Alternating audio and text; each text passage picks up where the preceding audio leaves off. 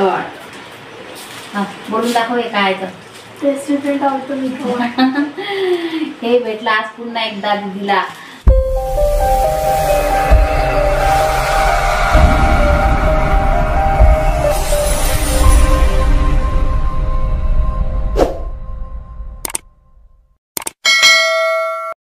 हाय, कसे आहे सर्वजण? मजेत। आणि आम्ही सुद्धा मजेत। आता संध्याकाळचे 7:30-8 वाजत आलेले आहे। आणि माहित आहे का, मी आत्ताच घरी आली आणि कणिकच भिजवत होती, स्वयंपाक पण राहिला माझा। आणि दीदी आली मग क्लासवरून आणि दीदीने आज पुन्हा एकदा एक सरप्राईज दिलं मला। आणि म्हणजे आनंदाची गोष्ट दिली, कारण की उद्या नवीन वर्ष लागत आहे। आणि नवीन वर्षाच्या आदल्याच दिवशी म्हणजे 31 तारखेला आज दीदीच्या शाळेमध्ये पुन्हा प्रोग्राम होता आणि 2 तासाचा कार्यक्रम होता। त्याच्यामध्ये म्हणजे सर्वांना इंग्लिशमध्ये न थांबता सर्व जे काही सांगितलं ते पूर्ण बोलून दाखवायचं होतं आणि दीदी बोलून दाखवली। तर दीदीचं सरप्राईज बघू आपण काय। दीदी आणि इकडे पाहू दे काय सगळ्यांना एक एक काऊन राहिली, उभी राहायला दाखव ना असं। हे दीदीला सरप्राईज भेटलं। काय दीदी? Award, week student of the week award. बोलून दाखव हे काय तर।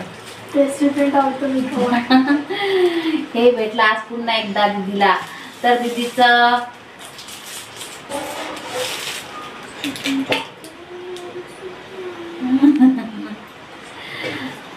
तर बघा, नवीन वर्षाचा आनंद, छोटासा नवीन वर्षाचा आनंद आमचा असा आहे। तर तुम्हाला कसं वाटलं दीदीचं गिफ्ट आणि काय म्हणतात त्याला अवॉर्ड? दीदीचा अवॉर्ड कसा वाटलं तुम्हाला? छान आहे ना?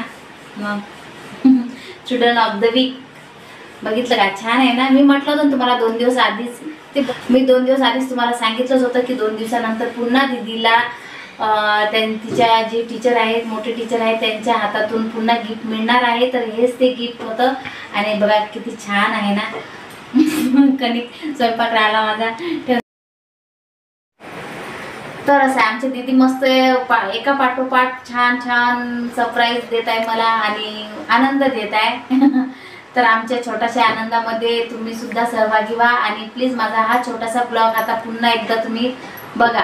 मी तुम्हाला सांगितलंच होतं की दीदीला 2 दिवसानंतर पुन्हा प्रेझेंट मिळणार आहे, गिफ्ट मिळणार आहे, अवॉर्ड मिळणार आहे। तर हा अवॉर्ड एकदम खास आहे, सर्वात खास म्हणजे कारण की 2-3 महिने झाले तिने क्लास सुरू केला आणि 2-3 महिन्यामध्ये तिला प्रत्येक महिन्याला काही ना काही मिळत आहे, म्हणजे ती हुशार आहे अभ्यासामध्ये। चला तर मग माझा छोटासा ब्लॉग नक्की बघा आणि प्लीज नवीन असाल तर सबस्क्राईब करा।